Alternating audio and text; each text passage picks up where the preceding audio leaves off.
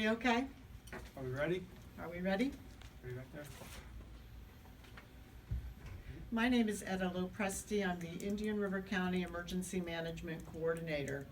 It is with great pleasure today that I tell you that Indian River County was spared great catastrophic damage because just as of yesterday, we were faced with a dangerous, powerful Category 4 Hurricane Matthew. Excuse me. Let me give you an update on the current weather situations. Current watches and warnings. A hurricane warning has been changed to a tropical storm warning. A flood watch remains in effect through Friday. The current conditions. Winds are going to subside to below tropical storm, and we will have some gusts, so we urge caution with that. We will have lingering moisture, localized flooding, lines of thunderstorms throughout the evening. I have some statistics on the peak weather conditions that we experienced here in Indian River County. This data was received from the National Weather Service and is preliminary, but the wind speeds we experienced were sustained tropical storm force winds of 45 to 55 miles per hour with gusts of 65 to 70 and an unconfirmed gust of 74 miles per hour. Rainfall east of I-95 was 3 to 4 inches, west of I-95, 1 to 2 inches. Seas that was very powerful. The waves offshore were measured at 35 to 40 feet. Breaking waves inshore 15 to 20 feet, and we are awaiting to hear news of beach erosion. I do want to urge you to call our public information line for Indian River County residents. It's 226-4000 to please call our operators and report any damages, or if you have any questions or concerns, we're there to help you. One of the things I'd like to talk to you about is generator safety, because there are over 30,000 residents in Indian River County who are without power.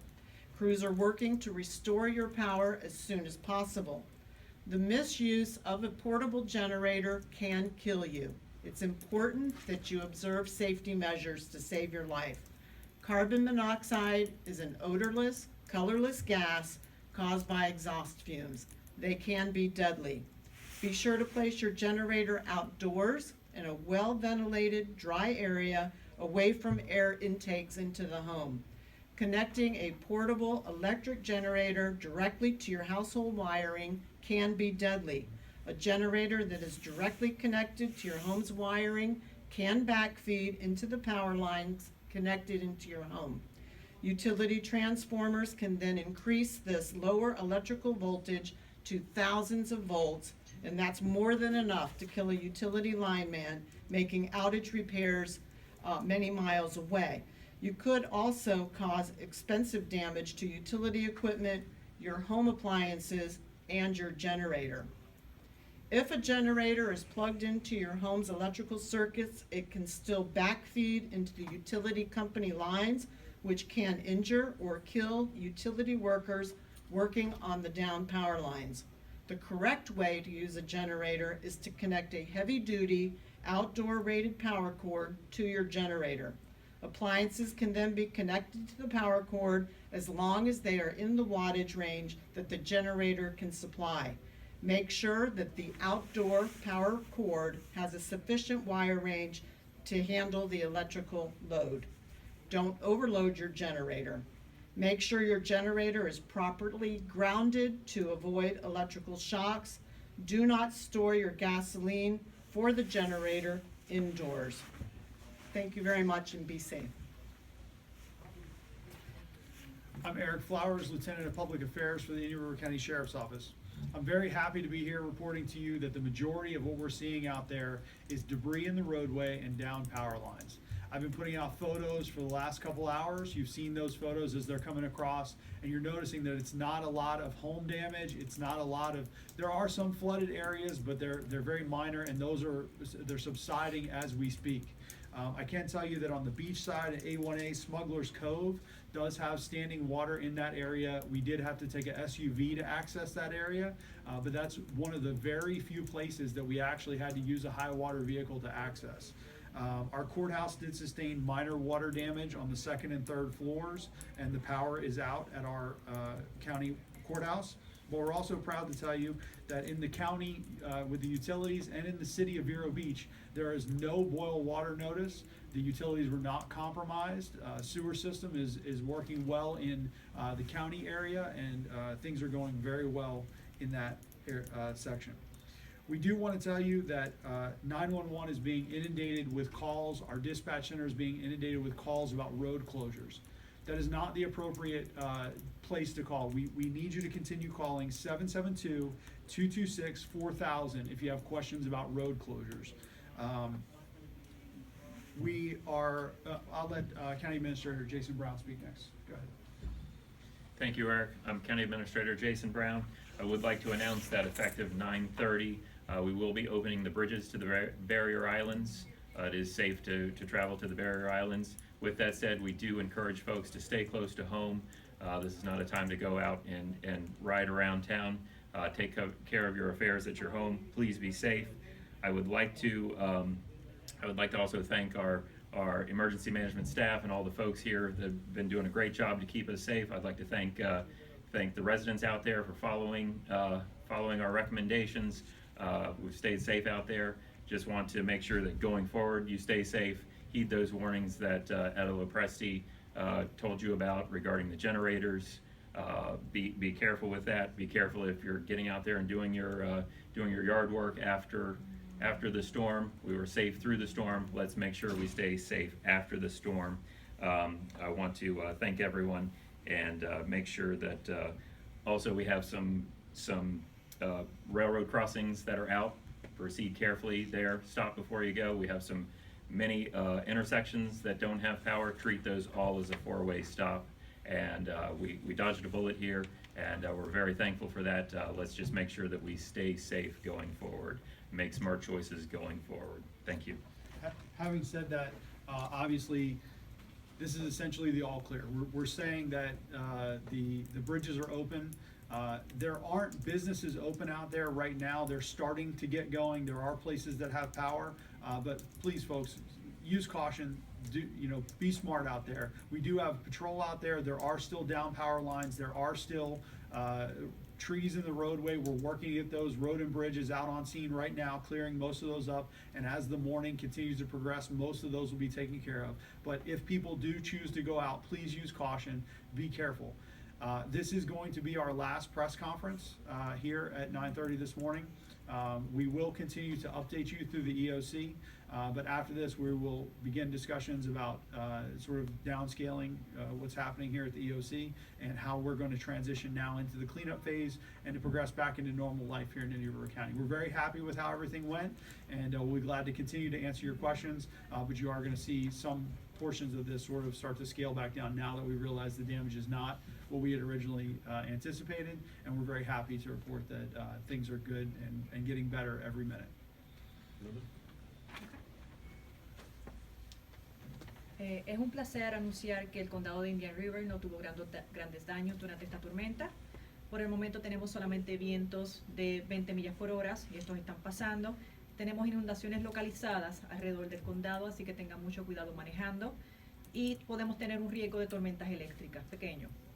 Los puentes van a estar abiertos a las 9:30 de la mañana. Y para cualquier tipo de información, favor de llamar al 772-226-4000.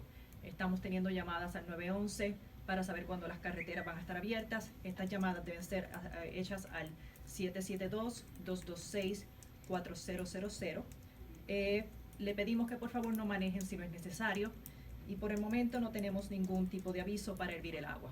Eso sería todo. Gracias. Any questions? Is the Red Cross being used in any capacity?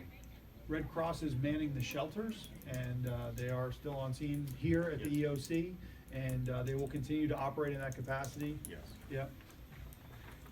It's going to be our great effort today, if we get the power back up to most of the county, to discharge everybody that's in a public shelter, and also the folks that are in a special needs shelter, to get them back to their homes. And that's a big push for us today, is to get them home safely. Do you have any power outages figures recently for FPL in the city of Vero Beach? They remain the same as what we gave you before. It's about 50,000 residents in Indian River County. It's about a third of our population. What about county employees, city employees? Do you know when are they going back to work tomorrow? Our county employees, our essential folks are out there on the job today. Our non-essential folks will be coming back to help out with efforts as they're available per assignment from their supervisors, and we are making a determination on who we need to report to work tomorrow. So please call in the number 226-4310 about reporting to work tomorrow for county employees. And the damage to the courthouse, you said was on the second and third floors? Minor water damage. Minor Very water minor damage. water damage, yes ma'am. Okay, have you been into any of those like mobile home manufactured home parks? Not any? Yeah, there's a couple photos that we've sent out, one or two houses that have some roof, some structural damage. Those were all houses that were evacuated. We knew that going into it. We went out there and cleared them again to make sure that nobody did stay behind. There's been no reported injuries as a result of this. And of course, we'll assist those folks as they're ready to get back into their homes. We know some of these folks are gonna be returning today, and we'll be there to make sure everybody's safe. And on the island, you said you guys are still assessing the beach erosion right now? Yeah, the beach erosion is going to be assessed for the next couple of days.